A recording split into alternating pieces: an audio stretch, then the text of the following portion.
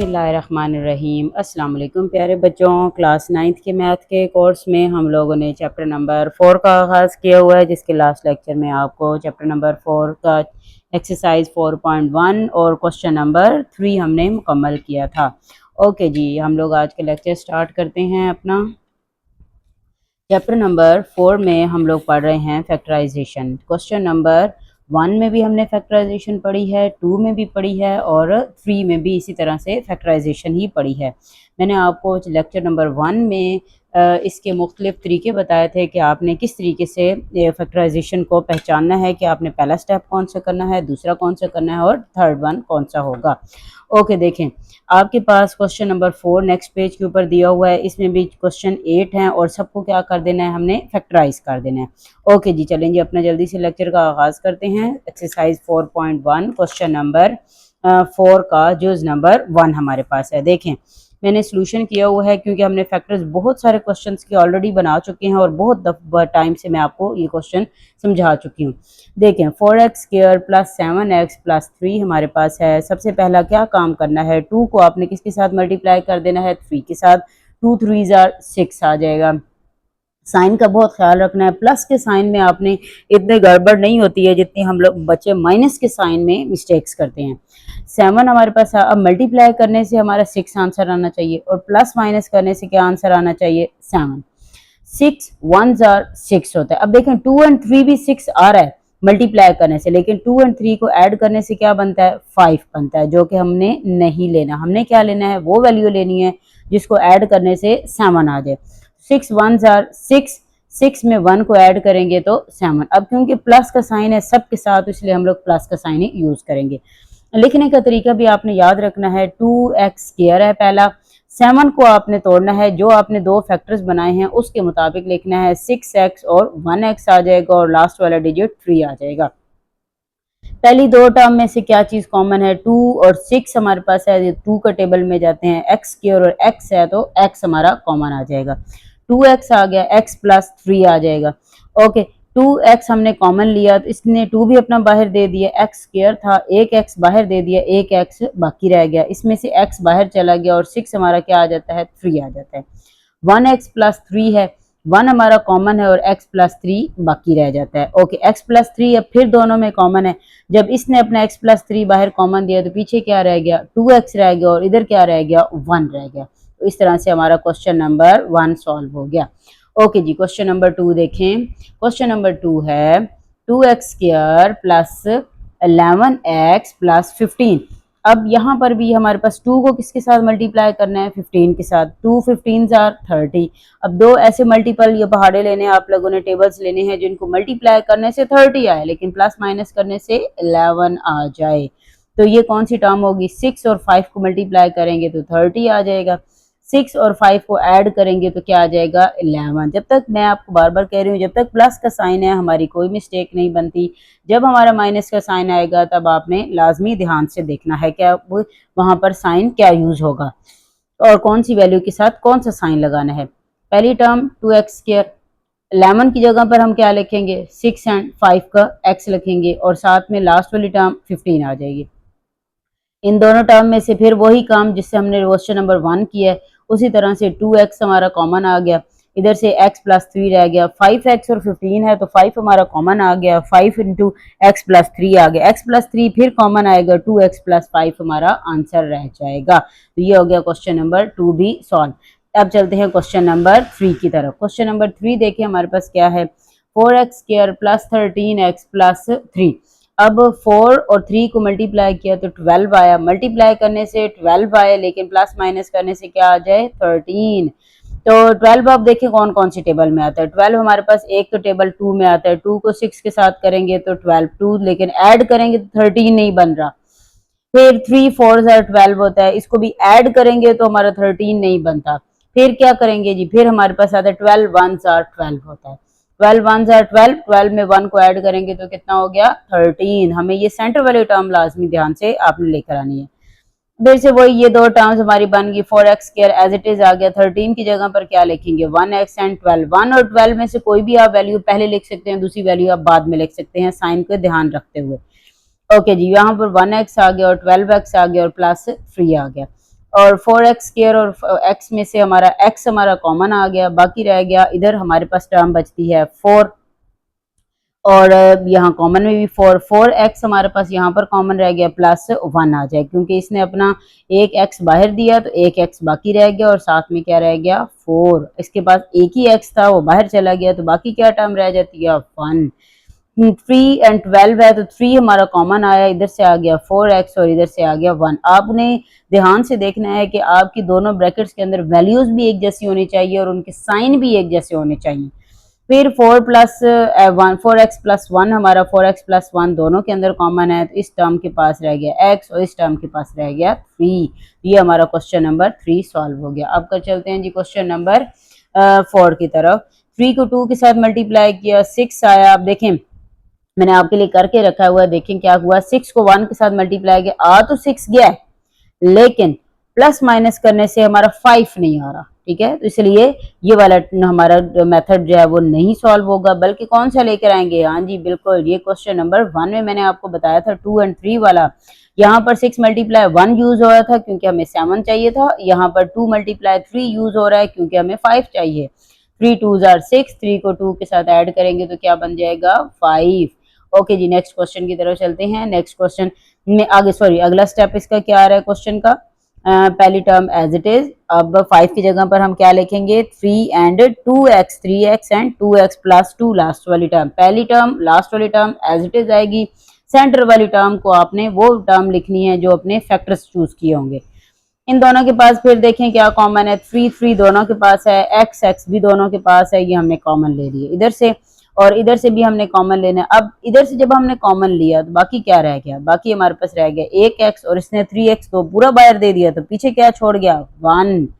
आपने ये ध्यान देना है। 2 एंड 2 दोनों में कॉमन है, इधर बाकी रह गया x और यहाँ पर 2 बाहर चला गया तो पीछे क्या रह गया 1। अब x प्लस 1 दोनों के साथ कॉमन है, इसके पास रह गया 3x वो ब्रैकेट में आया और इसके पास 2 है तो वो ब्रैकेट में आया और इसके साथ ही हमारा क्वेश्चन नंबर 4 भी कंप्लीट। ओके जी, क्वेश्चन नंबर 5 देखें। क्वेश्चन नंबर 5 है, अब ये वाले माइनस के 4 क्वेश्चन है, 4 क्वेश्चन उन्होंने प्लस के दिए हुए हैं और बाकी क्वेश्चन उन्होंने माइनस के दिए हुए हैं। ध्यान से देखिएगा। 3 6 are 18। 3 को मल्टीप्लाई किया हमने 6 के साथ 18। अब दो ऐसे हमने मल्टीपल लेने हैं जिनको मल्टीप्लाई करने से तुम्हारा 18 आए, लेकिन प्लस माइनस करने से क्या आना चाहिए -11। माइनस को याद रखना है क्योंकि माइनस आपके पास है। अच्छा, अब मैंने 2 के टेबल से स्टार्ट किया। 2 9s are 18 होता है। Okay very good. 2 और 9 को ऐड करें तो क्या आता है 11। हमारे पास आ गया 11, लेकिन हमें 11 के साथ कौन सा साइन चाहिए, हमें 11 के साथ माइनस का साइन चाहिए। हमें माइनस का साइन चाहिए, इसलिए हम क्या करेंगे दोनों टर्म के साथ हम माइनस लगा देंगे।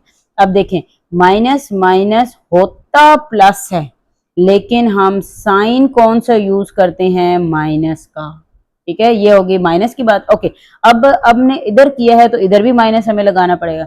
माइनस को मल्टीप्लाई जब हम माइनस के साथ करते हैं तो वो क्या हो जाता है प्लस में चेंज हो जाता है। माइनस को माइनस के साथ मल्टीप्लाई करें तो क्या हो जाता है प्लस।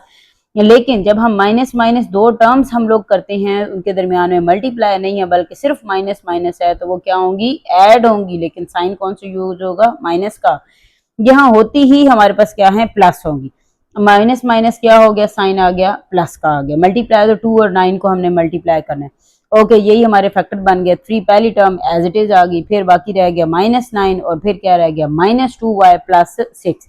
इधर से हमारा 3 और y कॉमन है, बाकी क्या बच गया इसके पास रह गया y, उसके पास क्या रह गया 3।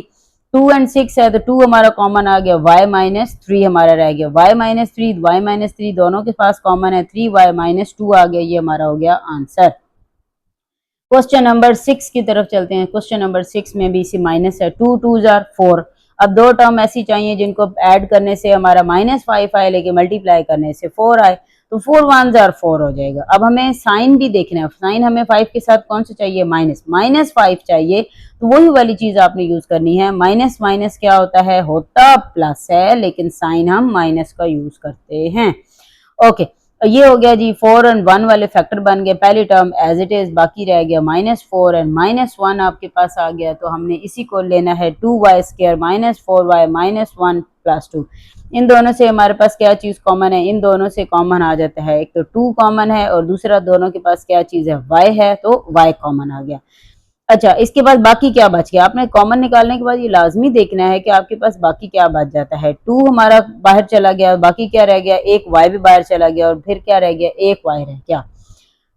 2 2s आर 4 होता है, तो 2 2s आर 4, y एक ही था वो किधर चला गया? बाहर, y माइनस 2 आ गया। ओके, नेक्स्ट टर्म में कोई भी चीज कॉमन नहीं है, तो मतलब क्या फिर हम लिखेंगे बाहर 1, 1 लगा दिया हमने, इसने अपना माइनस बाहर दिया, तो ये वाला जो प्लस था ये किस में चेंज हो गया? माइनस में। अगर आपको याद हो तो मैंने प्रीवियस लेक्चर्स में आपको बताया है कि जब भी ब्रैकेट के बाहर माइनस आएगा तो ब्रैकेट के अंदर का साइन चेंज होता है। इसको अपने दिमाग में बिल्कुल बहुत अच्छे से फिक्स कर लें, ये मैथ के रूल्स में है कि जब भी आपने बाहर ब्रैकेट के माइनस लगाना है तो अंदर ब्रैकेट का साइन चेंज होगा। अगर प्लस है तो माइनस और माइनस है तो प्लस। क्यों? क्योंकि माइनस अंदर मल्टीप्लाई होता है। y माइनस 2 फिर से कॉमन, 2y और माइनस 1 हमारा रह गया और इसके साथ ही हमारा क्वेश्चन नंबर 6 भी एंड हो गया। अब चलते हैं जी क्वेश्चन नंबर 7 की तरफ जल्दी से, ताकि हम ये एक्सरसाइज को खत्म कर सकें। 4 को 6 के साथ मल्टीप्लाई किया, 24 आ गया। अब दो ऐसे मल्टीपल ढूंढने हैं जिनको मल्टीप्लाई करने से 24 आया, लेकिन प्लस माइनस करने से माइनस 11 आ जाए। अब 24 2 के टेबल में जाते, 2 12 आर, लेकिन 12 में से 2 को अगर हम लोग करेंगे, ठीक है, 12 में से 2 को माइनस करेंगे तो क्या आ जाता है? 10।